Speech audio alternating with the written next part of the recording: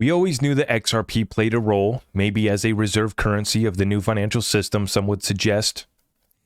But in this case, we're talking about Brad Garlinghouse taking center stage with Gary Gensler and others at DC Fintech Week. This is coming up next week. All eyes on this one. And it's hilarious because we have the SEC just now surrendering their charges against Brad and Chris, the executives from Ripple. And Brad is going to be taking stage with good guy Gary Gensler, with Mike Novogratz and the gang. We also have, Grayscale up there. The Treasury is going to be represented, the Financial Conduct Authority, all the who's who in crypto. Regulatory environment is going to be top of mind of everybody's conversation, right? Regulating crypto, the laws around crypto, and the fact that the SEC is on a losing streak this year is just incredible to see. An incredible time to be in the XRP community is XRP taking the world stage, taking the stage by storm, providing themselves as a lender of last resort to this crisis. That is the company Ripple. And when they send up their CEO, Brad Garlinghouse, you have to understand that XRP is being represented and taking the stage as well. Brad Garlinghouse describing XRP as the heartbeat of Ripple. So when we understand that, and we see the new connections that are, really picking up here. We had a massive week with the National Bank of Georgia announcing the 6th CBDC going live on the XRPL. And then we also have Dubai, which is now given the green light for XRP within their jurisdiction.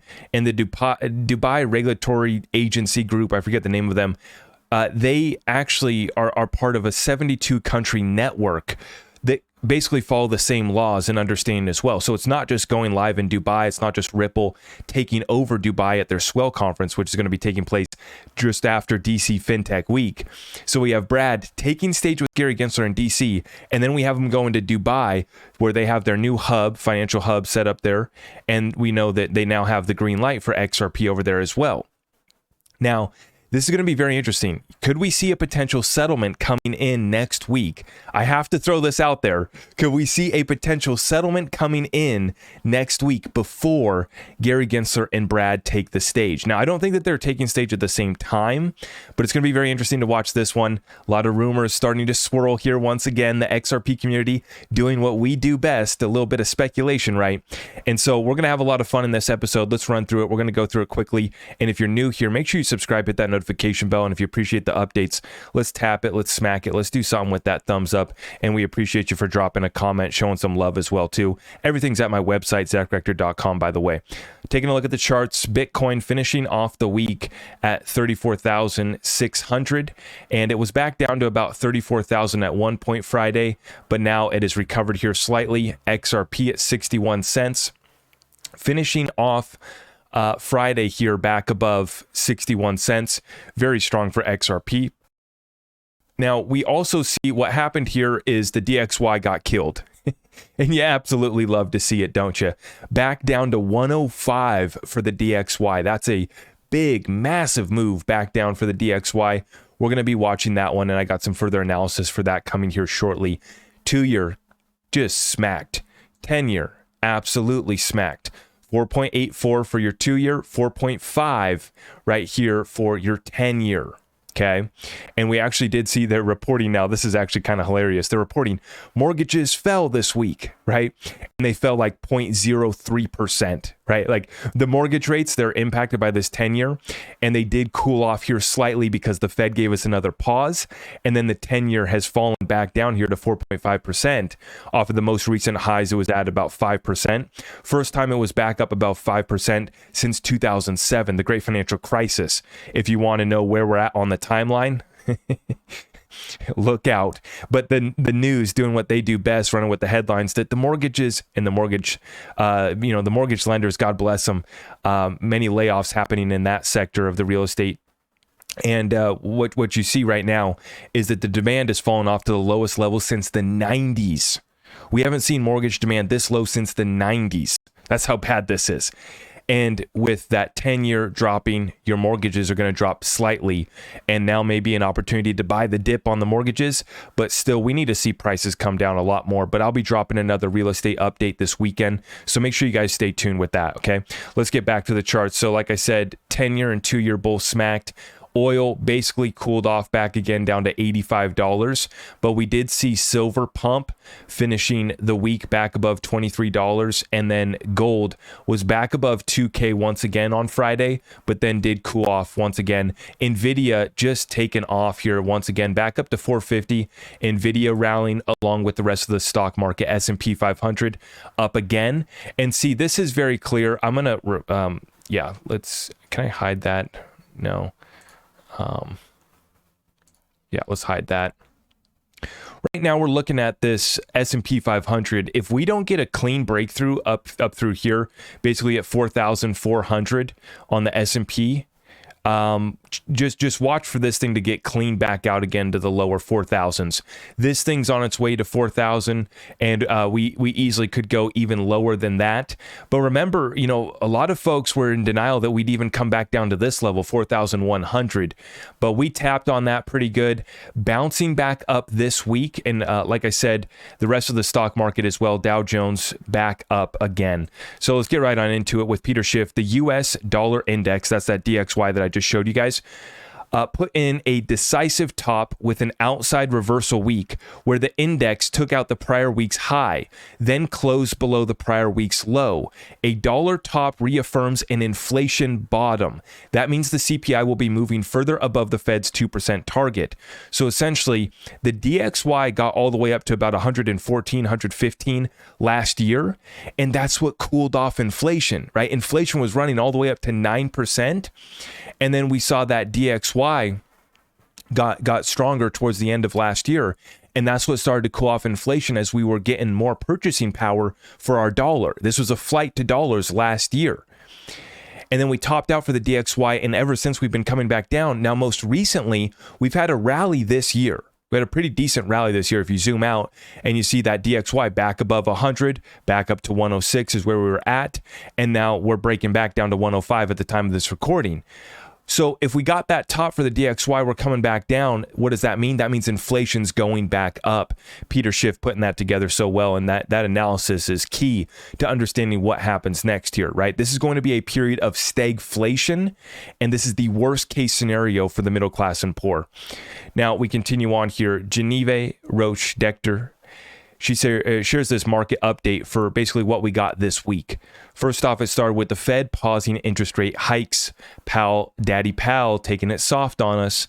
And then number two, S&P rallies 5.3%. This is the best week in 2023 for that S&P 500. Like I said, these guys absolutely ripped Nvidia, S&P, and sure enough, right, what is the S&P really running on? The Magnificent Seven, including Nvidia. And so that's why we have that situation, the S&P having its best week in 2023. Now, this is a bull trap rally for the stocks, and watch out. U.S. unemployment rate rises to 3.9% versus 3.8%. So we actually get an uptick in unemployment. Not good. And then along with that, this went under the radar, and I haven't covered this yet. My apologies.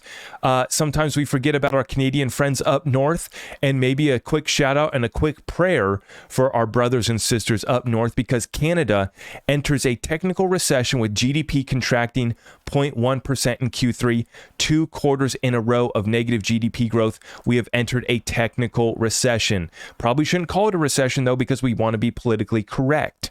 Are you guys still allowed to use the word, recession up there in Canada? Let me know in the comments down below. Shout out to our Canadian brothers and sisters. Now, it is reported that Apple beat on revenue and earnings, and that was part of the earnings that we got this week. And so Apple rallied, and folks basically went nuts this Q3. Spending was up, and it wasn't just inflation. It was folks really draining out their savings, draining out and running up their credit cards. We have nearly $1 trillion of credit card debt. This country ran it up in Q3. That's what took place, and that's why Apple won out here in Q3. Now, we also did get U.S. bankruptcies rose 30% in the past 12 months. So, like I said, for Main Street America, for the middle class and poor, right, U.S. bankruptcies rose 30%, and it's not looking good out there for the Main Street business businesses that are out of PPP, that are tapped out on credit. The banks don't want to lend them. No one wants to give them any more credit, and they've already maxed out their credit cards. And so this is why I said this is your opportunity. I made a separate video about the bankruptcies. This is your opportunity right now to step in and be that exit strategy, that exit plan that most business owners don't have. You get to be their solution for someone who's considering turning the key on their business. Prime opportunity for you to step up the plate and get a deal done as we see U.S. bankruptcies rising 30%. Just like Ripple went and bought Medico, they were looking at Fortress Trust as well. They're looking at mergers and acquisitions. The serious players right now who have capital and can stay liquid. Liquidity is going to have more buying power here as we see the demand is falling off because of interest rates going so high. Okay, so let's continue to take advantage of that. This is going to go on for much longer. We're nowhere near breaking out of this thing anytime soon. But that's the situation on Main Street, is that we have U.S. bankruptcies rising 30% in the past year. McDonald's beats earnings, and this is more inflation. More inflation coming, by the way, as they're now paying $20 an hour minimum wage in some states like California, working at McDonald's, right? This is crazy. Go through, I don't even know what a Happy Meal costs these days, but it's pretty crazy out there. And then we have the UAW reaching a tentative deal with automakers for a 25% wage increase over 4.5 years. That's more inflation. That's more inflation. Now, do the people deserve a raise? Yes, of course, probably. In most cases, they do. But this dramatic of a raise in the middle of already an inflationary environment where more and more pressure is being applied on these businesses that are going bankrupt, right? You're relating 0.8 back to 0.6 here. More inflation for 25% wage increases. That's straight into your production cost, and this is going to lead to more bankruptcies. This is more than total increase in the past 22 years, 25% wage increase. So that's good for them. But that is going to equal more inflation for the consumer. Billionaire Stan Druckenmiller blasts Janet Notel and Yellen. U.S. should have sold more long-term bonds with near zero interest rates when it had the chance. Well, this is the problem, is that we have PhDs, we have economists at the helm who've never actually managed a portfolio, never really managed a business, never ran a business, never built anything really in their life other than, basically just talked about models and data. That's literally what they've made their living off of.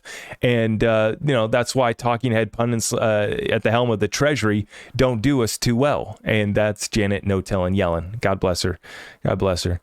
Sam Bankman-Fried found guilty on all 7 charges of fraud. Charles Schwab has started to lay off thousands of employees and close offices to cut costs. And like I said, traditional Wall Street getting squeezed out, and Charles Schwab, with nearly 10% of their staff being laid off, is a sign of the times, right? And this is the new environment where we're not going to need the financial advisor. Maybe there is a role, maybe there is some consulting that we can get done from a financial advisor or someone who's qualified. But at the end of the day, I've been trying to preach to our community, right? Taking our investments into our own hands. More control usually equals, a better opportunity of a real return. What we see is a lot of these advisors are merely just shillers. They're shillers in a suit, and they got something to sell you. Whether you make money on that or not, whether you get a real rate of return on that or not, doesn't matter to them as long as you keep the asset allocation with them and you keep the money moving. Meanwhile, billionaire Bill Gross is bullish on regional banks. He is buying TFC, CFG, Key, and FHN. Okay, interesting move. We still see the banking crisis going on, with U.S. manufacturing having its largest monthly decline in over a year. Not good. Now, we did see that WeWork is preparing to file for bankruptcy, and their stock is down about 99% year to date. Walmart shares hit all-time high, up 16% year to date. And that's a sign of the times. More people shopping and getting groceries, right? Getting the essentials at Walmart versus other stores, because Walmart's offering those cheap groceries. And so you're seeing more and more folks that are stepping into Walmart these days, and that's why that Walmart stock is up 16% year to date. That's a sign of the times right there. What a week, absolutely. Now, what's the solution by these central bankers? Well, the UK Treasury will hand over £170 billion to the Bank of England to offset losses from its bond buying scheme over the coming decade. So over the coming decade, you have 170 billion that they're going to be giving to the Bank of England. How's your program working out? Not too well from the Bank of England, which basically has already gone bankrupt. It was very close. Essentially did go bankrupt during 2020. It was so close, and it still has 170 billion plus losses on their unrealized losses. This is just like the banks in America, right? And so, as we've been noting, the largest pension fund in the world, Japan, just lost billions of dollars in Q3 alone. So they just lost billions of dollars as the largest pension fund in the world. We see here that the Bank of England has a bunch of unrealized losses. We see Bank of America has 131 billion unrealized losses just on their bonds, not their commercial real estate, not their mortgages. Right? We have no idea how many losses they have there on top of the other exposure to toxic derivatives and other assets that are unrealized losses on their balance sheet. While they get to post gains, while they're posting profit, they are also holding hundreds of billions of unrealized losses if you mark to market their balance sheet. Same thing with Bank of England and the UK Treasury stepping in. And this is like Japan just announced that they were going to be doing another bond buying program, and they're doing more money printing. And so that's their solution for inflation. That's their solution for bad balance sheets, is bailouts and more money printing. And so this is why we got to be careful. We cannot have the same investment thesis that took care of our parents and our grandparents who were able to live the American dream, buy the white picket fence, build up a nest egg just within real estate, build up a nest egg just within their savings, their 401k, and they lived happily ever after. This is a new normal. That's their favorite new term, right? The new normal. This is definitely a new normal. And so we got to be ready to go to our financial advisor, whoever's managing your 401k retirement account. You need to ask them, how's the program been working out? And we got to be armed and equipped with the education here so that we can go ask them the right questions about where the heck they're putting our money. Let's get tapped in right now, guys. Everything's at my website, zachrector.com. Now, next off, we have Peter Schiff. The main reason annual CPI gains slowed from 9% to 3% was the huge rally in the dollar. Now that the dollar is poised to surrender those gains, annual CPI prints will head back up to 9%, and I will add, and beyond, right? Over 10% plus. Higher interest rates will just be another cost that businesses will pass on to the consumers, i.e. more inflation. And stagflation is, the definition of it is falling off demand, but you still have an increase in prices. So straight inflation is there's more money chasing, fewer goods, right? Well, in this case, we have demand falling off. Go look at mortgage demand falling off to levels not seen since 1994. That's pretty bad, right? But you're seeing that in some markets, prices of real estate is still going up. That's a great example of stagflation right there, a simple example. And just like Peter Schiff is saying right here, and as I was, mentioning when we looked at the DXY chart, it's fallen off, and this is going to be the return to inflation ticking back up, and not just ticking back up like it already has, by the way. Inflation's already ticked back up before Fed Chair Jerome Powell gave us 2 pauses. Jerome Powell let up easy on us here, and we've already seen that the CPI is already running back up. And remember, we could talk a whole nother hour about the CPI lie and break down how that data point's a complete facade, but it's what the government gives us to run with, and so we'll just take it at that. The talking head pundits prefer supercore, which is a measure of inflation that excludes food, energy, shelter, and used cars and anything that matters. And so that's why Paul Krugman and the Wall Street shills love to run with that type of crap. Now, when it comes to building out a new system, we've been talking about the role of gold. We dropped the video yesterday, HSBC announcing the first bank to offer tokenized gold. And we've been shining the light here on people like Judy Shelton, Rosie Rios, and others. Rosie Rios said that we have the gold. She said that the train has left the station. And you're seeing that Judy Shelton has also been vocal here. Right here we share a picture in the gold room at the Mount Washington Hotel where the Bretton Woods Agreement for this is the key part right here, a gold-anchored international monetary system. This is what I believe we got coming, is the return to a gold-anchored international monetary system. And the original one was based on US dollar convertibility, and it was hammered out in July of 1944 after World War II. Now, what I believe we have this time coming around is a gold-anchored international monetary system secured and ran on DLT technology, right? Secured and settled on blockchain technology, right? So instead of US dollar convertibility, it's going to be instant settlement into any other currency that you want. And on the XRPL, it'll be into any other issued asset on top of the XRPL. So any currency, any other commodity, anything else of value that you can think of that can be tokenized is going to be running on these ledgers, and we're going to be moving it in 3 to 5 seconds or less at no cost, and everything gets transparent as far as who has the gold. And we return to, this is key, not a gold-backed system, but a gold-anchored system. You got to watch. Words matter. And Judy Shelton was a big part in the Trump administration of starting to begin this new rollout, right? And she is someone who has been very vocal about the role of a gold standard, the possibility of returning back to a gold standard.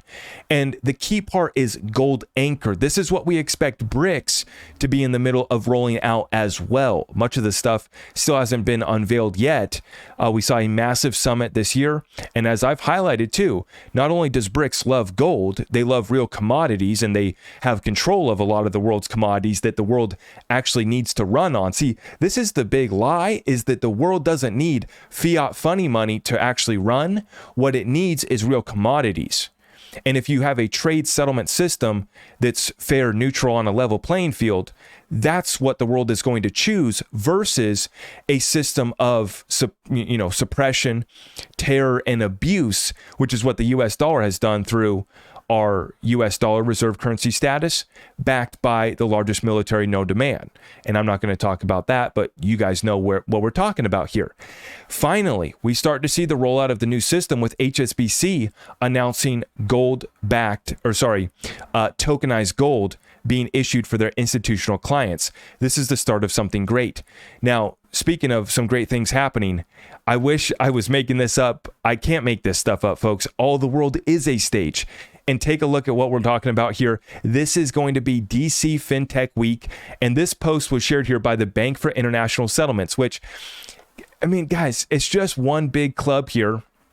And clearly, Ripple is in it, right? You know, the old saying, it's one big club and we ain't in it, from George Carlin. Well, Brad Garlinghouse and Ripple, they are in the club. You know, I always loved the In the Club instrumental by 50 Cent, side note, on TikTok. That was one of my favorite instrumentals. Nice, upbeat, hype, In the Club. That was a classic by 50 Cent. Well, Brad Garlinghouse is definitely in the club, if you know what I'm talking about. And we're talking about the Bank of International Settlements is going to be the regulatory co-host. And at the regulatory co-host, they're going to be bringing up Brad Garlinghouse, the Chief Executive Officer at Ripple, along with Nellie Lang from the Secretary of the Treasury. We have Michael Somenshine, the CEO of Grayscale Investments. And that's also funny in and of itself too, right? We're waiting for that Grayscale spot Bitcoin ETF approval. And then we also have Sheila Warren, Chief Executive Officer of the Crypto Council for Innovation, taking center stage with good guy Gary Gensler, along with Michael Barr, Vice Chair of Supervision at the Federal Reserve, who was tasked with managing and supervising the banking crisis back in March. And recall, Michael Barr is also a former board of advisors at Ripple.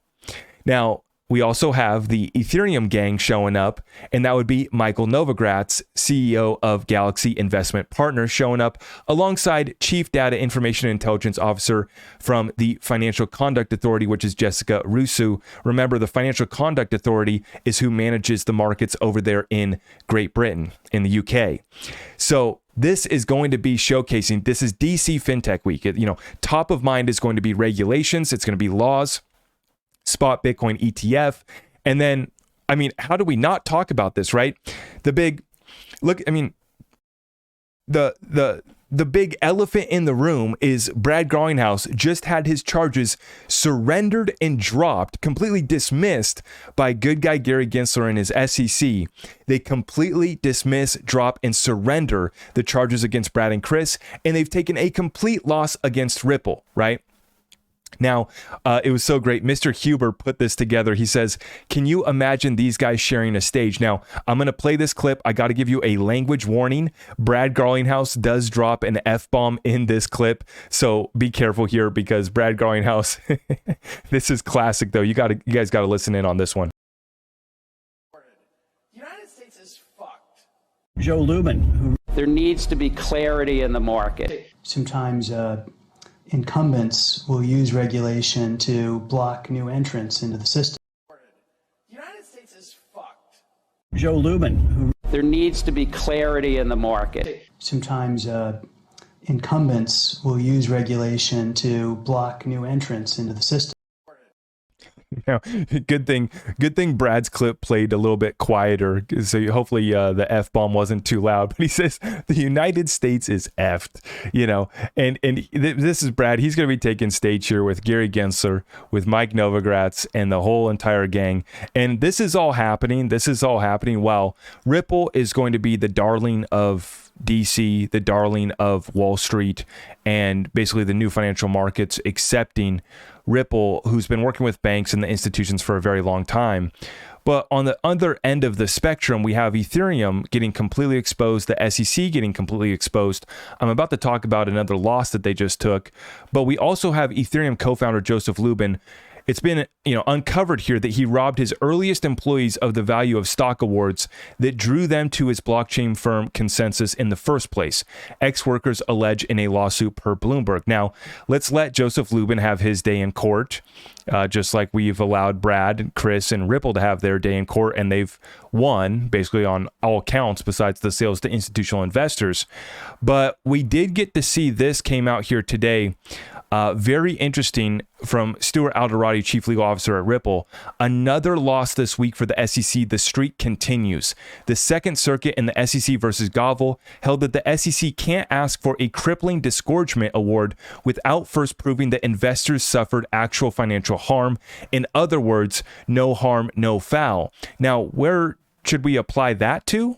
Well, we should apply that to the damages done to the XRP community, which were not done by Ripple, not done by the company that the SEC went after, not done by the executives Brad and Chris that the SEC went after, but actually done by the SEC themselves. And John Deaton responds. He says, now consider that the 75,000 XRP holders moved to intervene in the SEC versus Ripple case, arguing that it was the SEC's grossly overbroad allegations unsupported by 76 years of case law that was harming investors, not Ripple. That is how we apply it. Yasin Mubarak says this is significant. The SEC can't ask Ripple to pay $770 million in penalty for institutional sales if no harm has been inflicted on investors. The SEC has to see the writing on the wall and realize that it will not penalize Ripple drastically through attempting to charge huge penalty fees.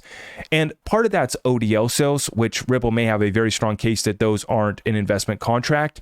And they might even have a case that all of it is not an investment contract. But at the very bare minimum, what we just realized from this case is that there's no way that the Ripple should be having to pay any sort of fines, because go talk to the investors who bought that XRP, right? The alleged sales from 2013 until, I don't know, the latest, 2020 or whenever the lawsuit dropped, right? All of those institutional sales, $770 million worth. Are those some happy investors? I would beg to, make a bet that most of them probably are, right? There's no harm, no foul. And I thought the SEC was here to protect retail investors, right? And the funds of, the state pension funds and the teachers' pension fund. And, these types of investors are supposed to be getting protection, not the institutional clients that were knowingly going to sign a deal with Ripple to buy a bunch of XRP, just like R3, who did I believe was probably some sort of investment contract securities offering. You meet all the Howey Prong test with the options contract that R3 had with Ripple. It was to buy 5 billion XRP at less than a penny from 2016 to 2019. Do you think that they were a little bit happy with that deal? They absolutely were. And they wanted 5 billion. They ended up selling for 1 billion after Ripple sued them because R3 didn't hold up to their end of the deal. But you guys know that story. It just, is an example, the best example of what probably was an investment contract, right? But who was harmed in that? Absolutely no one. The only one who was harmed is the incumbents who didn't get a deal done with Ripple, who didn't move first like these other institutional investors did. And that's why the SEC sends in the mafia to come take down Ripple and the XRP community, but they failed. They didn't get us. We won on basically everything. And it's just a matter of settling up a little institutional sales, no big deal. And like I said, with XRP taking center stage, Brad Garlinghouse about to run the show as they go from DC Fintech Week. It's going to be massive. And then they hop on over to Dubai for the Ripple Swell Conference. Are we going to see a settlement in the SEC versus Ripple case before DC Fintech Week and before Brad takes off to Dubai? Let me know in the comments down below if you think that we get a settlement before DC Fintech Week. That's coming up, and I believe it's the 6th through the 9th, or maybe I'm getting those dates wrong. It's next week, though, for sure. Do you think that we get a settlement in the SEC versus Ripple case? Now, let's finish off here from a most recent crypto in 60-second, crypto in 1 minute from Ripple. Talking about digital assets allowing for transferability, proof of ownership, and availability. This is Brendan Barry from Ripple. Let's listen in. It's going to be hard. I'm going to do my best, and we'll see where it ends up. Hi, my name is Brendan Barry, and this is Crypto in a Minute. So digital assets not only can, but are being used in the real world today. I'm not going to get through all the different examples of that within this short period of time, but when I think of why, there are three main reasons that really hit on it for me. One is digital assets allow for transferability, proof of ownership, as well as availability. One of the biggest areas is you see a lot of assets being tokenized and brought onto the blockchain. Equities, bonds, real estate, and even carbon credits are now coming on the blockchain and absorbing those three principles. Another example that is really exciting, as I'm personally a collector of many different things, is collectibles. You now have proof of ownership that is visible, transparent, and transferable. And then lastly, another example is with creatives, who are now realizing benefits through smart contracts of value that they are creating through the appreciation of whether their art or their music or other ways. So I made it under a minute, and I'll stop there. Bonds, you heard them, equities, bonds, real estate.